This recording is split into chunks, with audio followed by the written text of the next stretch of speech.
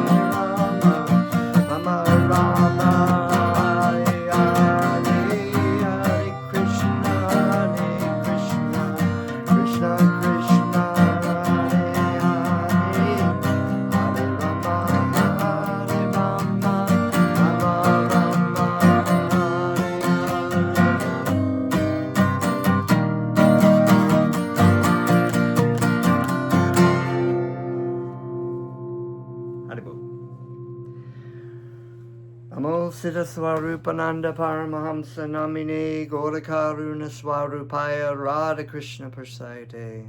I was born in the darkness, ignorance, and my spiritual master opened my eyes with the torch of knowledge. I offer my respectful obeisances unto him. Om Namo Bhagavate Vasudevaya. Okay, happy Saturday. So we are reading through chapter 14. The chapter 14 is entitled The Three Modes of Material Nature. So we are talking specifically about the Prakriti, material nature.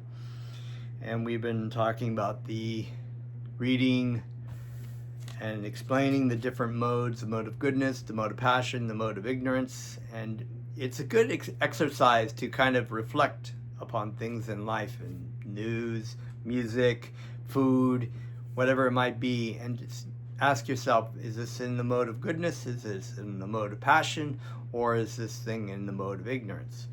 And if we're interacting with it, what kind of an influence? So a lot of times if we've moved more into the mode of goodness, we can reflect upon the things that we did in the mode of ignorance. You know, for example, I used to use drugs, and drugs is heavily in the mode of ignorance. And a lot of the drugs you take put you in the mode of ignorance. So that's a good example of that. So we are picking up from text 16, Karmana Shukra Tashayahu Shat Vikam Nirmalam Phalam Rajastu Phalam Dukam Adgananam Tamashaham Phalam. It's interesting because phalam is the fruit, as a fruit. So karmanam of work, shukra tasha, in the mode of goodness, the deeds of goodness, okay? That when you're in the work of the mode of goodness, Sadvikam, mode of goodness, nirmalam, purified, phalam, result, so result or fruit, right, phalam. Raja, of the mode of passion, but, phalam, result, dukam, misery, agananam, nonsense, tamashaha, the mode of ignorance, phalam, result. So it's good to remember that when we think about the word phalam, and we talk about fruitive activity or the fruits of our labor or whatever, then we're not talking about fruit. We're talking about what we're going to get, right? You know, that sometimes they say, it's like when we are in the mode of goodness, in the mode of passion, and the mode of ignorance, we're engaging in those things, there's going to be some kind of fruit, some activity, some kind of result from that.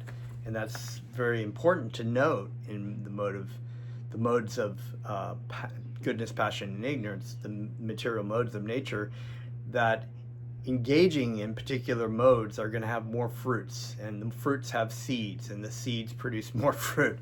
So, in other words, there will be more desires. There'll be more desire to stay in the mode of ignorance, and more desire to be in the mode of, than when we were eating these fruits of these particular modes.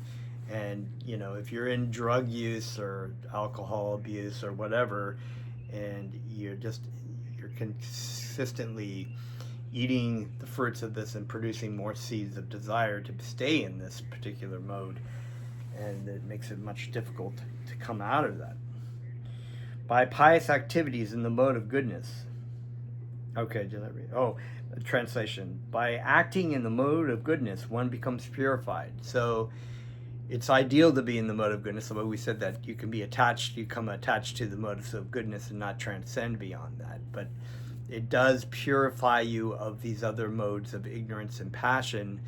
You see people who are more in the mode of goodness, they eat better, they take care of their body, they're cleaner, they may or may not follow some spiritual path, but they're generally, they like to exercise, they like to go out and hike in nature instead of like doing drugs and alcohol or just constantly going, right? So they do take care of themselves, maybe they're a little bit more not so much passionate in just sleeping around with people. You know, they think, okay, I see the kind of effects that has, so I will back that up and I'll keep it. If I get married, then I'll just have sex with one person. So, so modes of goodness, you know, one becomes purified. We become purified of all these base desires, which it is. So it's good to be in the mode of goodness. That's the goal in life. Works done in the mode of passion result in distress. Yeah, it's usually distress. There's distress when we act in the modes of passion, because and those seeds are also just keep drawing us. Well, actions performed in the mode of ignorance results in foolishness. So yeah, and you really don't know this if you've been a drinker, you know, and I have been a drinker, and you get drunk and you go to a party and you think you get drunk because, and you're like, oh yeah, everybody else is getting drunk. And there's those few people that are like, oh, we're not drinking, you know, and they're just kind of like, oh, you're like, oh, those guys are missing out. But when you're the person at the party, and I've been that way now ever since I stopped drinking, you know, 30 years ago or something, I go to these events, weddings and whatnot, and people are a lot of people are drunk. They're just drunk, and you're just like, whoa, that was me. You're just doing stupid, foolish things. They're doing foolish things. Oops, there's the bride kissing the best man. You know, or like, you know, I think when I was younger, I did something, and I was 19 or 18, and in the middle of all families and friends, I was dancing with this girl, and we were both drunk, and I started kissing the girl in front of everybody. It's like, I look back, it's kind of like pretty funny, you know. It's like people are like, why were you kissing the girl? And then like when you're sober, you're like, oh. And you know, this many years have gone by. I'm now 50, my body's 56, and that's almost 40 years ago, and I still get cringy when I think about it, you know. So foolishness, you do foolish things. People get drunk, people go on drugs, they do stupid things, they take off their clothes, run around, you know, just ridiculous things. By pious activities in the mode of goodness, one is purified. Therefore the sages who are free from all illusion are situated in happiness. So the sages are situated in happiness because they understand what the trappings are. Similarly, activities in the modes of passion are simply miserable. Any activity for material happiness is bound to be defeated. If, for example, one wants to have a skyscraper, so much human misery has to be undergone before this big skyscraper can be built. Yeah, it's true. You think about these monumental, like amazing monuments, the pyramids or, you know, whatever. Although the pyramids, Bhaktivedanta Swami said, were built by giants, but nobody really knows. Like, but you know, a lot of these cathedrals and things that people build, skyscrapers, are, you know, things. There's so much misery because people have to build them. Maybe people get killed. Maybe people get injured. Maybe people cause problems and whatnot to build this thing. And they're not getting paid well. Who knows? But that's in the mode of passion, right? So the building tendency. The finance has to take much trouble to earn a massive wealth, and those who are slaving to construct the building have to render physical toil. The miseries are there. Thus, Bhagavad Gita says that in any activity performed under the spell of the mode of passion, there's definitely great misery. Yeah, you think it's going to be really enjoyable, and then maybe the end result is not so good. For example, you know, so many people, how many people have like slept with somebody, you know, and then they get that person pregnant, and you find out you don't like that person, and then they have to have a baby with that person, and then that whole scenario that changes your life just for that quick moment, as my spiritual master would say, the ejaculation moment, the orgasm, which is so short. Everything, all this work and planning and whatnot is, you know, the mode of passion, trying to dress nicely and put on cologne and try to attract the male just for this very short moment of passion that causes so much misery on the other end, right? Or yeah, I mean, just a lot of examples. for that.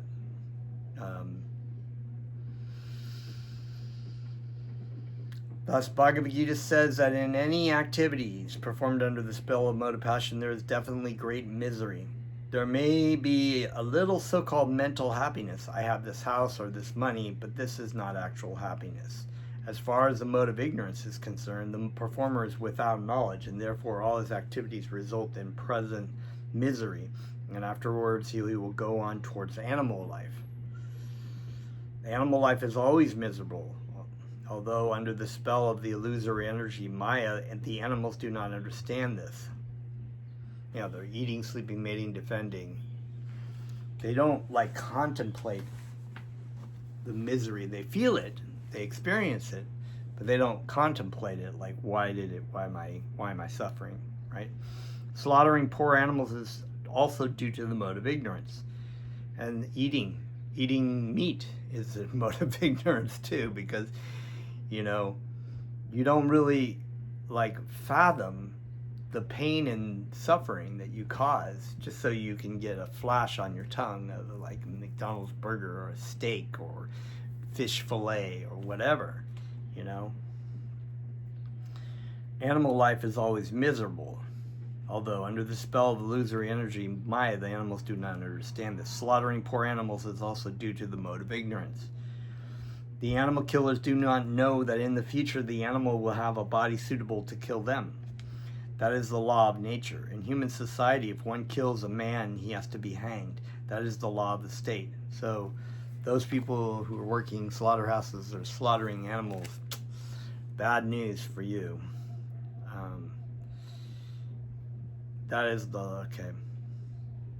Because of ignorance, people do not perceive that there is a complete state controlled by the Supreme Lord. Every living creature is a son of the Supreme Lord, and he does not tolerate even an ant's being killed. One has to pay for it. So indulgence in animal killing for the taste of the tongue is the grossest kind of ignorance. A human being has no need to kill animals because God has supplied so many nice things. If one indulges in meat eating anyway, it is to be understood that he is acting in ignorance and is making his future very dark. Of all kinds of animal killing, the killing of cows is most vicious because the cow gives us all kinds of pleasure by supplying milk. And cows are very dear to Krishna, so that is not if you're going to kill an animal, cow is not one to be killing. Cow slaughter is an act of the grossest type of ignorance. In the Vedic literature, the words Gobi Pranita Matsharam indicate that one who, being fully satisfied by milk, is desirous of killing the cow is in the grossest ignorance. There is also a prayer in the Vedic literature that states, Namo Brahmanaya Devaya Go Brahmana Hitaya Cha Jagat Hitaya Krishnaya Govindaya Namo Namaha. My Lord, you are the well-wisher of the cows and the Brahmanas, and you are the well-wisher of the entire human society and world. The purport is that special mention is given in that prayer for the protection of the cows and Brahmanas. Brahmanas are the symbol of spiritual education, and cows are the symbol of the most valuable food. These two living creatures, the Brahmana and the cows, must be given all protection. That is real advancement in civilization. In modern human society, spiritual knowledge is neglected and cow killing is encouraged. It is to be understood, then, that human society is advancing in the wrong direction and is clearing the path to its own condemnation. So, even Bhagavad Das was saying that, you would think that with the health craze in the West that more people are eating vegan and whatnot, but overall in the world there are societies that were normally vegetarian, which have been introduced to fast food from America. So you see places like Asia where there was less meat eating before, because people tended to eat more vegetarian, and there were Buddhist societies out there. People eating more meat. Even the so-called leader of the the Buddha, the Tibetan Buddhists, Dalai Lama, is the biggest hypocrite because he's a meat eater. He was like, "Oh, my doctor told me, I should eat more meat," I mean, sure, on a health level, sometimes that there are things in meat but that completely defeats the teachings of the Buddha, who was a vegetarian and said that eating meat is considered considered himsa, and you need to practice himsa and not eat meat, because even the Brahmanas of that civilization, the reason why Krishna came as Buddha was to kick out the Vedic tradition and reinstate very basic Vedic principles that were being neglected by the Brahmanas, so-called Brahmanas, who were sacrificing animals, killing cows, eating cows, when it's against the Vedic civilization. So the Buddha came, reinstated this concept of ahimsa, of non-violence, of which vegetarianism is part of that, and not eating meat. But then you have the leader of the Dalai Lama saying, "Well, my doctor told me," and it's like, you're a fucking hypocrite. It's like, it's you're saying you're a spiritual leader and you're listening to a materialistic doctor tell you that you should eat meat and not be a vegetarian, and you follow that. So it's like you're supposed to be like the incarnation of the Buddha or whatever, it's like so-called. Anyway, enough on that. But this is example of Kali Yuga coming upon us, and so-called spiritual leaders not acting so spiritual after all. So society is advancing in the wrong direction and clearing the path to its own condemnation. So Balki was saying, yeah, because there is actually more meat eating, more killing of cows. And I looked up the number of how many cows are killed just in the United States, and it's just like it's like million. I mean, it's just like the amount of animals that are killed for eating and exporting meat, of course, also is just mind-boggling. So those are like, if you would put that attachment of, say, I don't know, 50 million, and you would say there are 50 million humans killed by another country, by another race every year, it would be an outcry. But to say, oh yeah, they could kill 50 million, it's just like, anyway, I could go on for a while with that, but everything that's wrong with that, even on a philosophical level, and society and environmental level. So it's better for people to not eat meat, and this is help you elevate yourself to the mode of goodness. The present human civilization, of course, is grossly misled by the modes of passion and ignorance. Oh yeah, a civilization which guides the citizens to become animal in their next life is certainly not a human civilization. And actually, a lot of problems that the United States experiences is because of cow slaughter. It's the karma that we're getting collectively as a country.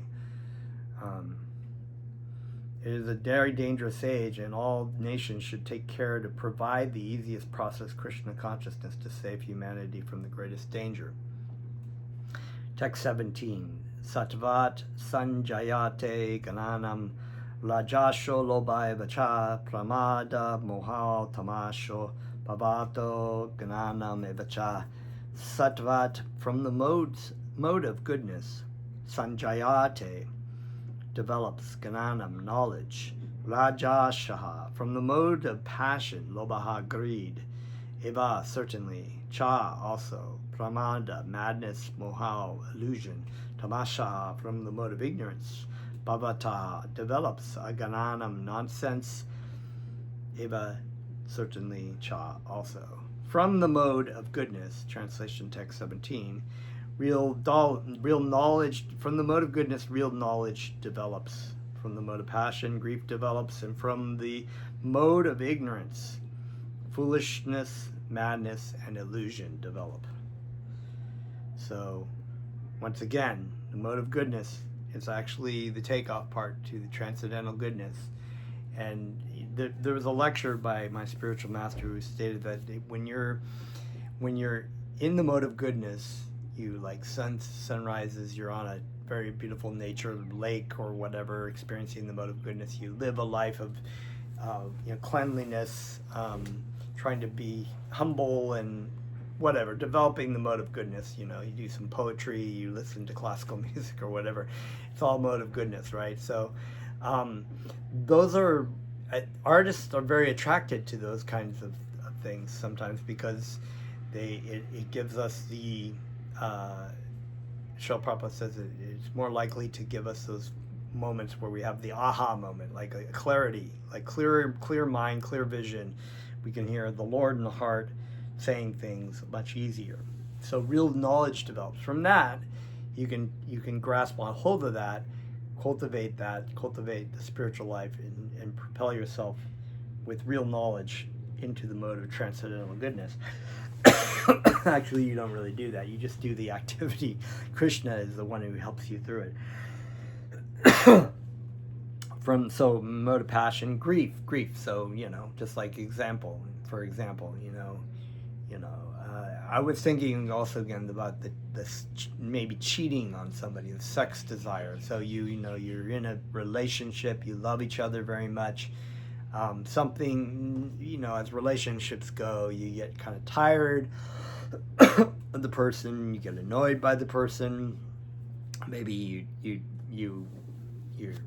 the sex life is not really that good, and then you see this other person and you start to cultivate a relationship with this person, and before you know it, you're cheating on your spouse, and you love your spouse very much, but because of the mode of passion, you do something that completely breaks the trust of marriage, and most marriages end up in breaking up when this happens.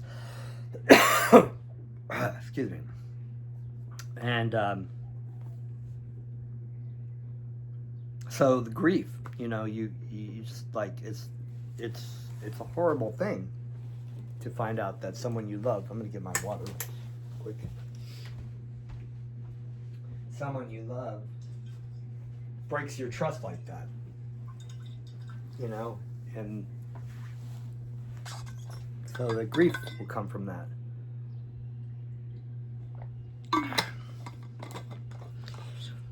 And then, of course, from the mode of foolishness, madness, and illusion. So these people who are on the streets, sometimes they're in the mode of ignorance. They use a lot of drugs. They're just crazy. They're having conversations. They're yelling at nothing. They're an illusion about everything around them and what's going on. Since the present civilization is not very congenial to the living entities, Krishna consciousness is recommended.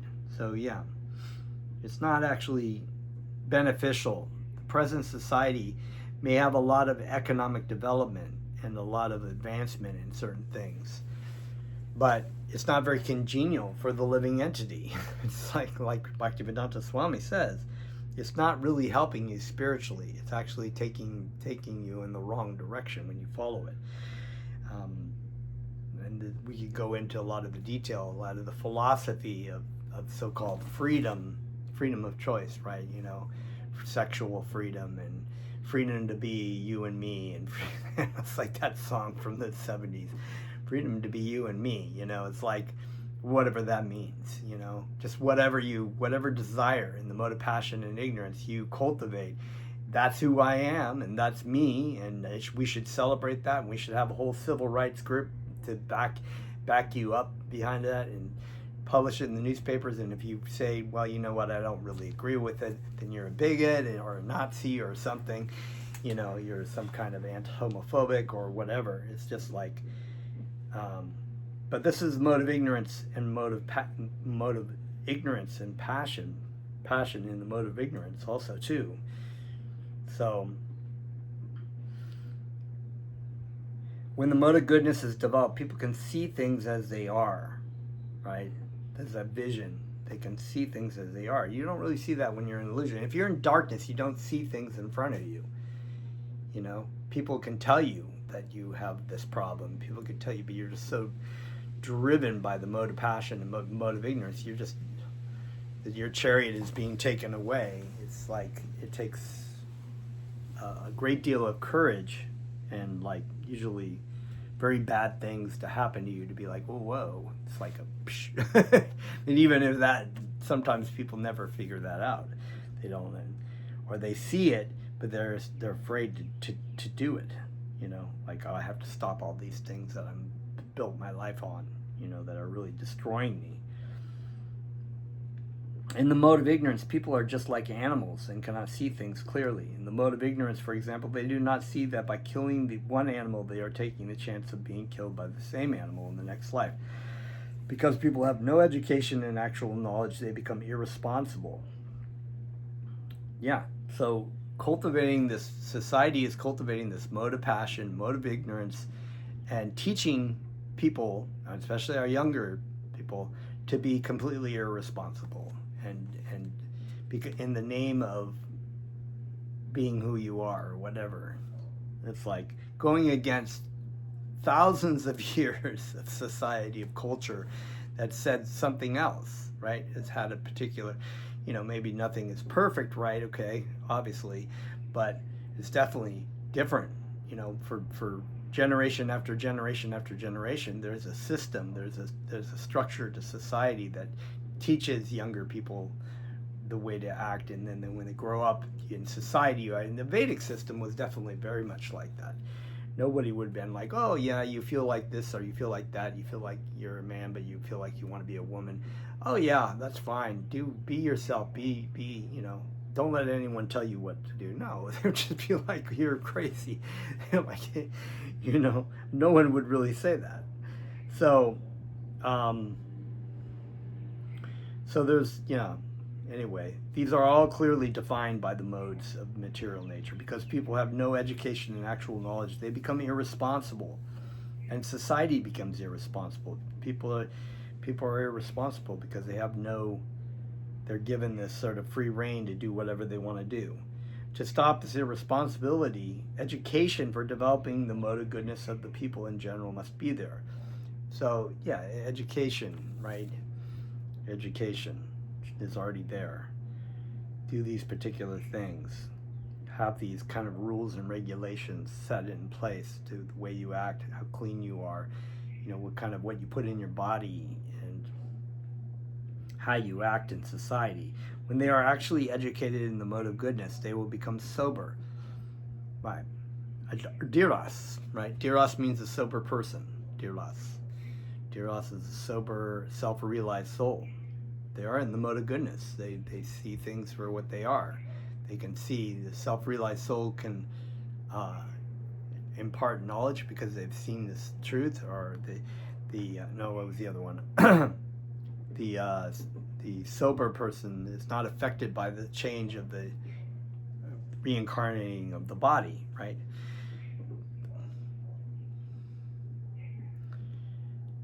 Then people will be happy and prosperous. Yeah, so you want society to be happy and prosperous, but the way that they're going is not making people happy and prosperous. But there is that, it's like, you know, drug addiction is just like, you know, maybe the first couple times is really exciting, but then it gets, you're addicted to it. You need it. It's not like you enjoy it. You just need it. And what you're experiencing from your withdrawals is very painful. So you don't want to go that way. So you just have to stay in this kind of like pain state of doing more and more drugs. Even if the majority of the people aren't happy and prosperous, if a certain percentage of the population develops Krishna consciousness and becomes situated in the mode of goodness, then there is a possibility for peace and prosperity all over the world. It's kind of like a dove factor. You know, if you're in the mode of goodness, you live softly, you live gently, you don't, you know, you take care of your body, you know, you're kind to people. It's like, of course it's going to be prosperous. If you're in the mode of ignorance and your mode of passion, you don't see those kind of things. So you feel like somebody has something that I want, right? You know, envy, or my life is not successful enough. I need this, and so if I rob that person, I don't feel guilty about it because they have something that they don't really need. I really need it, and whatever. So I cause pain to that person. Otherwise, if the world is devoted to the modes of passion and ignorance, there can be no peace or prosperity. So people wonder why do we don't have any peace? Why do we not have peace in the world? Why is it that people can't get their act together? It's because society teaches people to be in the modes of passion and ignorance, and therefore they are living in this constant ignorance and passion. Passion is fighting, a lot of fighting. This is mine, that's not yours. This is mine. I'll be happy if I take it from you. It's like in the mode of goodness, or in the transcendental goodness, you understand that everything animate and inanimate belong to Krishna. They belong to God, right? Krishna gives you something, allots something to you. You're not like hankering that, can I double that? Can I triple that? Why? That's not enough, It's like, what can I do? Really, what can I do with what has been given to me? How can I be grateful, right? Gratefulness is in the mode of goodness. So, in the mode of passion, people become greedy. Yeah. And their hankering for sense enjoyment has no limit. There is no limit. It's not enough. It's not enough. And, this is cited by the example that Acharya Das was saying that he experienced as, with working with people who have just a gross amount of money, and they still don't feel like they have enough. They're striving to try to keep adding to their amount of money. You feel like if just to get my first in the business, if you get your first $1 million, you'll be happy. But no, it's not enough. It's like, so people become greedy, and there's no limit. And realistically, we build our society on this so that it makes us dependent upon, well, we got to have this, we got to have that, we got to have that. And then there's all these other things that, you really need a big screen TV, and you really need to have a bar in your house, and you really need to, stock up your alcohol in your house, and you really need a really giant swimming pool with a jacuzzi, and you really need, it's like some of the things in society we do need to, like computers or cars or whatever, makes things a lot easier, but you need to have 2 cars or 3 cars, and then it's like, oh, you don't have enough because you don't have, an e-bike or a motorcycle, or you don't have a jet or whatever it might be. I got to fly to Mexico in my private jet, so I got to buy a jet, So there's this hankering, this constantly, the kids want to, they go, I want this latest thing for Christmas, and they get it, or if it's not that, they're really bummed, and they're kind of pissed at their parents that they didn't. The kids are going to make fun of me because I didn't get the latest, Roblox whatever thing, and then they've already gotten over it, and they want something else, They want candy, they want cake, they want new things, they want.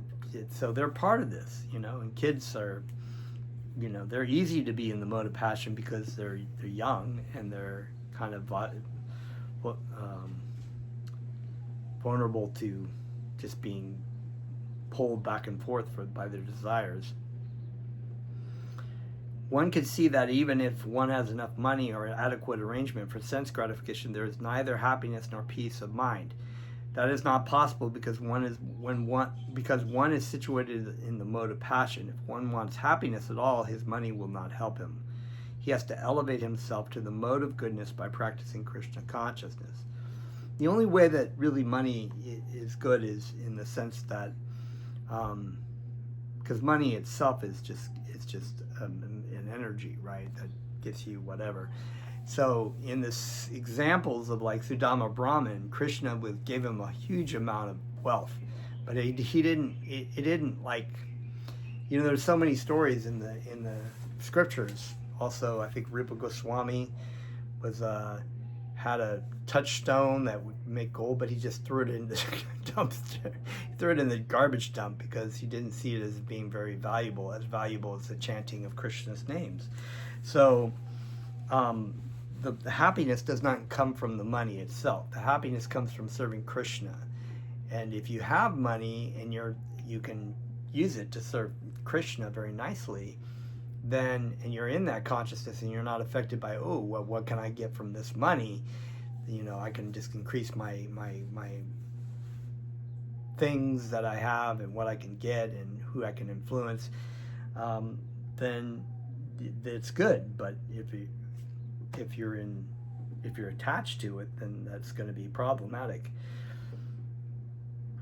Or in the modes of passion. One engaged in the mode of passion is not only mentally unhappy, but his profession and occupation are also very troublesome. Yeah, he has to devise so many plans and schemes to acquire enough money to maintain his status quo. This is all miserable. Yeah, it is. You gotta how am I gonna get money to keep my house and my cottage and whatever, and keep our membership at the club, the yacht club, and it's like.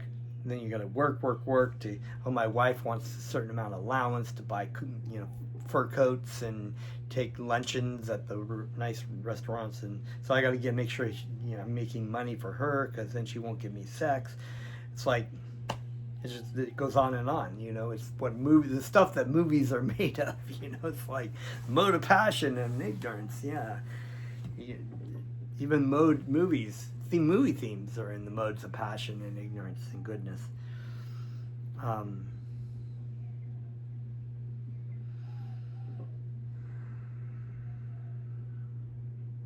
One engaged in the mode of passion is not only mentally unhappy, but his profession and occupation are also very troublesome. He has to devise so many plans and schemes to acquire enough money to maintain his status quo. This is all miserable. In the mode of ignorance, people become mad. Being distressed by their circumstances, they take shelter of intoxication, and thus they sink further into ignorance. Their future in life is very dark. Yeah, it's like that experience. I think I brought it up one point of depression. In depression, and having experienced depression before, it's like a whirlpool.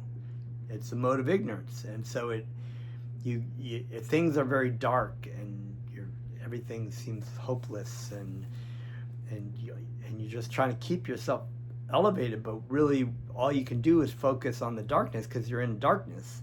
So then it's like getting sucked further into, you start succumbing to the whirlpool, and it just drops you into this state, which ultimately leads to insanity, madness, intoxication, drug use, suicide.